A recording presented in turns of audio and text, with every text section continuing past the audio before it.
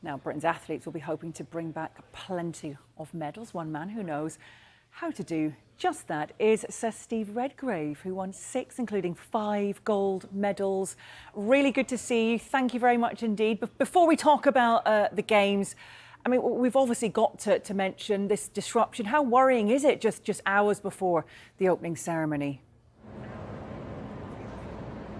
When you've got something as big as the Olympic Games, security is always a concern to everybody involved. The athletes will be focused on their job in hand. I'm looking forward to being out in Paris and being part of it. The dignitaries that are travelling, there's a number on my train that I think we may be getting a little bit later.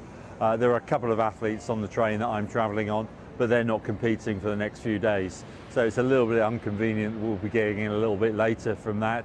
Back in Atlanta, I was part of winning the first gold medal after the Atlanta bomb. And so these things do happen. You have to deal with them and cope with them. But the athletes will have their strategy plans and certainly the support teams around them to be able to cope with things like this. Hopefully that nobody's losing life, because obviously that's got to be the most important element of it all. As it said in that report before, the Games will go ahead. They absolutely will. So that's the athletes. Hopefully it won't be much of a distraction to them. But how much of a shame is it going to be if these disruptions impact on fans' ability to see the Games? Yeah, very much part of that. The fans will have a tighter schedule for what they're coming in to see.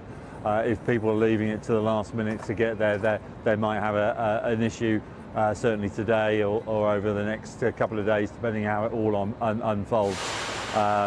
It is a shame, but as something as big as the Olympic Games with 32 sports involved, is that if you want to make a protest, you want to get the coverage that they're getting.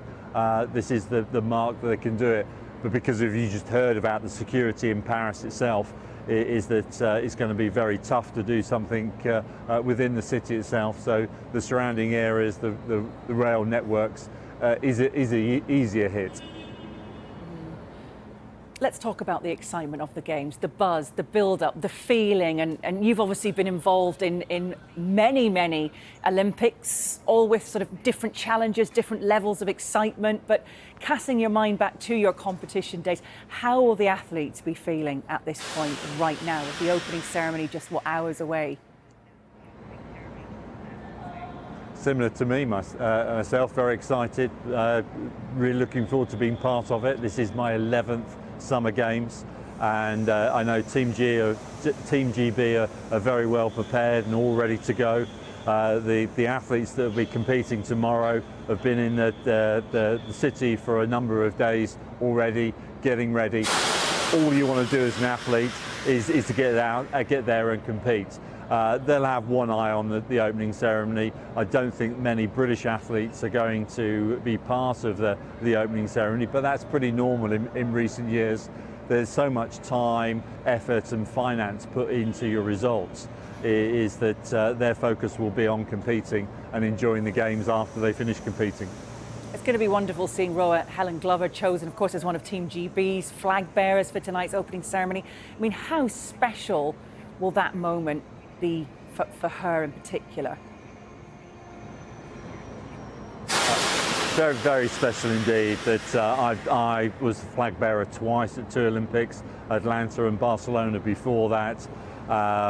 She's the 5th rower for the British team to be the flag bearer, and it is a very, very special moment to have the recognition of your teammates, to be able to put yourself in that situation. Of course, the success that she's had over the 3 games that she's already competed at, gold medal at the first 2, is always very special. But it's really the National Lottery that's made that happen. We know that we were very poor in Atlanta, 1 gold medal at those games. But with that support that the National Lottery has given, is the team gets really well prepared, and Helen's been a beneficiary of that through the whole of their career. And that's the thanks to the British public of being part of that.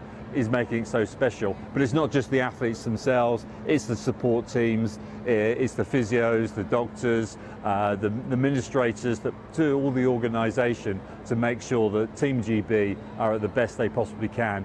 And Helen herself carrying the flag with Tom Daley as well as the male representative that I mentored at his first games. This is his fifth. Will be very, very special indeed. I'm not quite sure when Tom's first competing, I think in a few days' time, but Helen will be competing on Sunday and going for gold on Thursday. Yeah, absolutely. And she's doing so, isn't she, coming out of retirement? We did wonder if we would see her again at an Olympics. We thought that wasn't going to be. She's a mother. I live near her. I see her running. I mean, she is everywhere. I don't know how she does it. I don't know how she manages the juggle. And to train for something like this, having gone through that physically as a woman as well, goodness me, bidding to win her third Olympic title. What's it like when you feel like, okay, that's it, I'm giving up, I've retired, and then there's just a little something in your head, I know you've been in a similar position, that coaxes you out and drives you on? Yes, well, Helen never officially retired. She went into a quiet phase, and obviously a mother of three, and that lives on the river, so even in her non-competitive years, she was still out there training and keeping herself fit. As you say, seeing her around of running and staying fit. Her eye, maybe a back of her mind was thinking about of coming out of sort of retirement, but not making that announcement as somebody did in Atlanta that they were going to stop, and then carried on for one more games. Helen's not saying this is going to be her last games. She's still young enough to be able to compete. If she can keep that motivation to train and prepare, but I would guess this probably is her last one, and it could be a gold medal to go out on, which would be absolutely fantastic. Yeah, I mean, crossing fingers, toes, everything for that. Let's do a bit of nostalgia here. Let's reflect on your career. Obviously, we know you won 5 Olympic golds. Do you have a favourite moment? And is it building up to Olympics that you kind of bring these memories back out again? Each Olympics is special in its own right. Is that asking that question is really difficult. I'm a father of 3.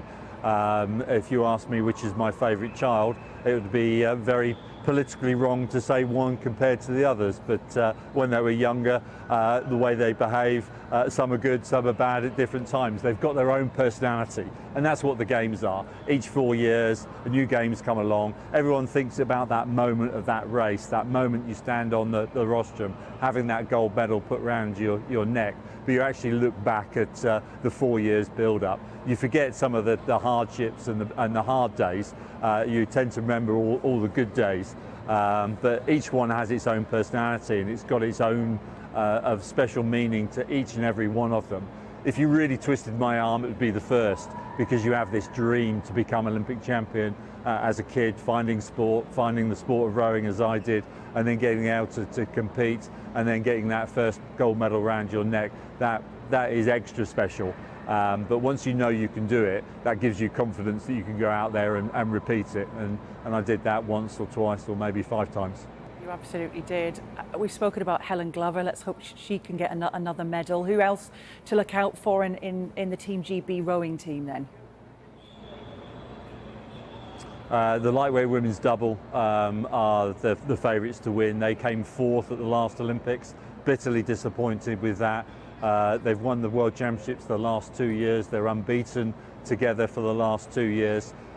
They've got the world record. I'm not supposed to know this, but they beat their own world record in training only in the last couple of weeks, so they're on pretty good form. As much as you can bolt on a gold medal, they're going to do it. But the men's 8, men's 4, women's 4, men's pair, women's quad have all got gold medal potentials. They'll all be in the medals. Let's hope they're gold. Yeah, and what about the improvements that may have been made since Tokyo? It was a slightly different games. It was, post-COVID games. We didn't have the fans there. It was a very different experience. So what will success look like for Team GB rowing in terms of medals and how things have changed since Tokyo? 3 years ago it was now, wasn't it?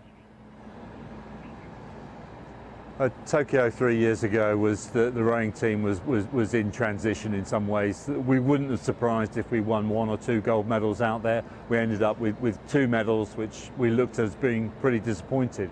If that was 20 years ago, we would have been extremely pleased with those medals, and that's just the standard the rowing team is now, that of not winning a gold medal. That first time since '84 was basically disappointing. But the team is bounced back. It's very, very strong. We've qualified 10 boats out of 14 events, and each one of them believe that they've got medal hopes.